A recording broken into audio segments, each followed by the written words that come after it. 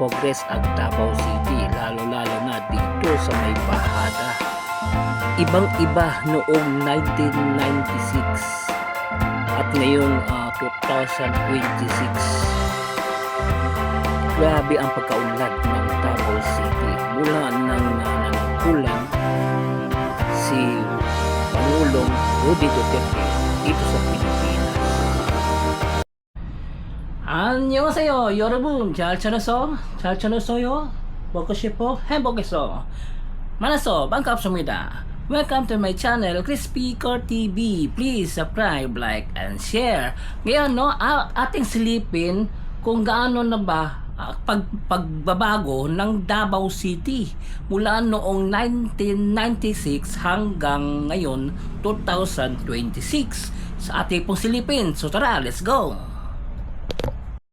Ito yung galing ng Bangkiruhan patungong San Pedro Cathedral. Tingnan nyo ang Magallanes, ito pa yung itsura noong 1996, no? Tingnan nyo ang itsura pa noon.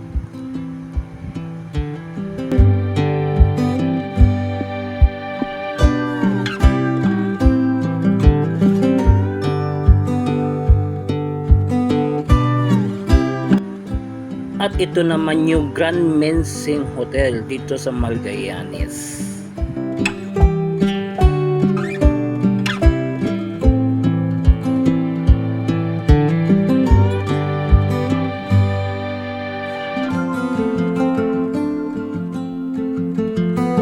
At ito naman yung sanggunian ng Davao City.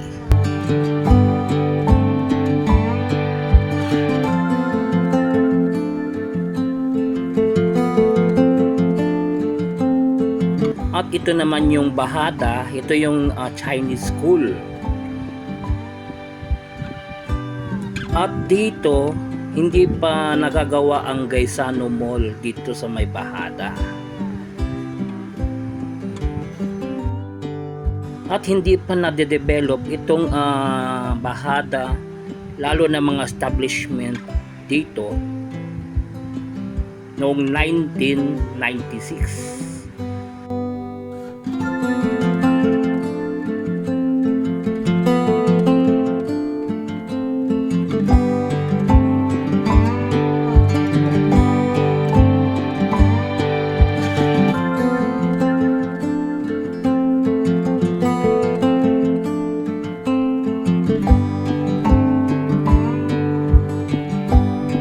Ito naman yung crossing ng F. Torres Street patungong Obrero.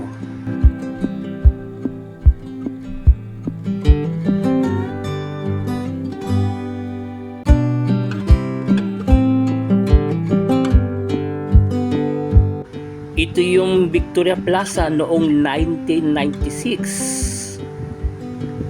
Ang ganda pa ng Victoria Plaza. At dito banda, makikita po natin may billboard dito sa mga sinihan. Tingnan nyo yun dito.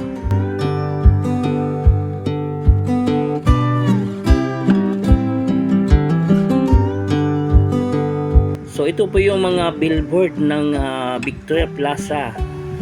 Now showing at next picture. No?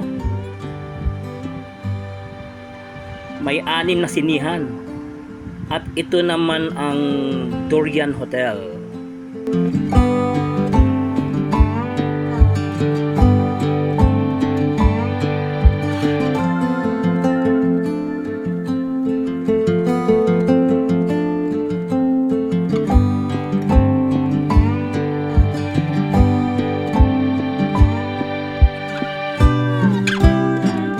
At andito naman banda, hindi pa nade-develop, itinatayo ang Abrisa Mall noong 1996. Nakita nyo naman kung kaano hindi pa nauunlad itong Davao City, itong Bahada noong 1996.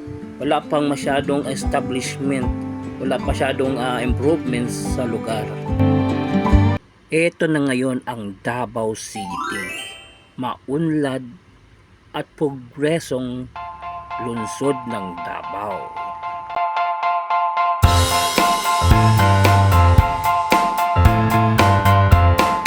Mula nung naging Pangulo si Rodrigo Duterte sa Pilipinas.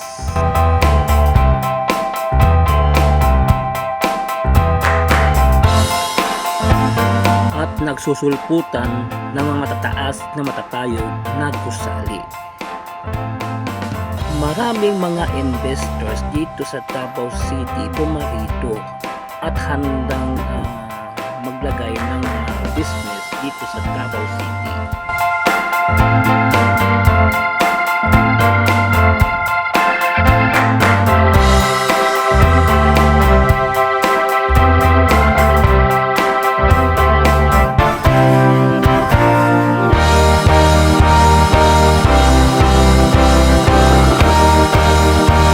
Malaki ang pagbabago ng Davao City sa pag-unlad ng lungsod ng Davao City.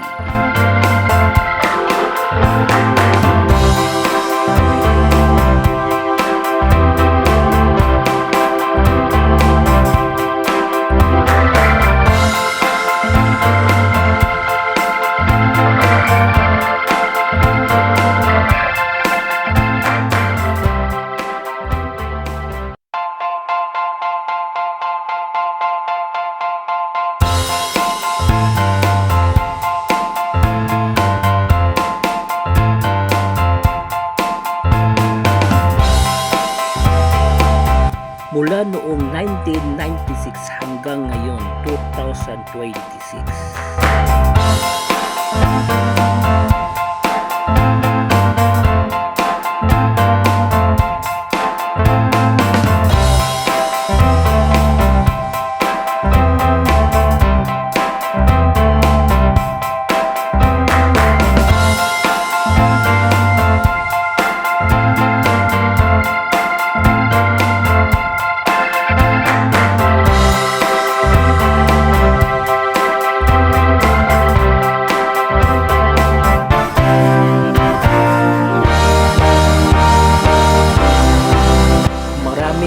Investors ito pumunta, lalo na mga malls na nagsusulputan dito sa Davao City.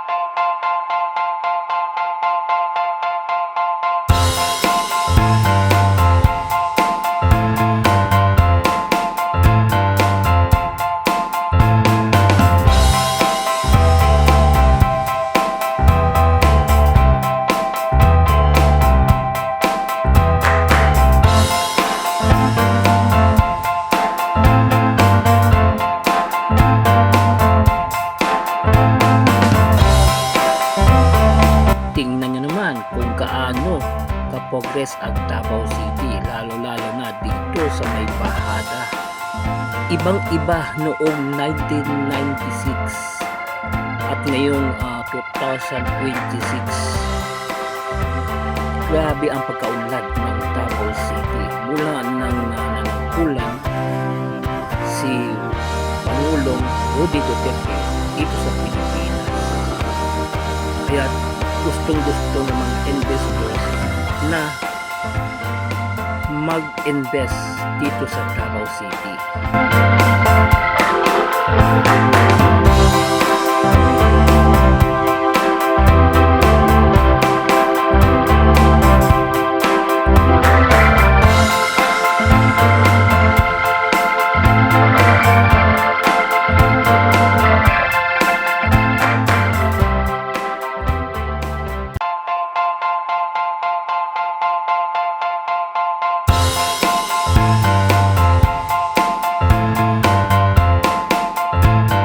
at hindi rin magpapahuli itong Abrisa Mall.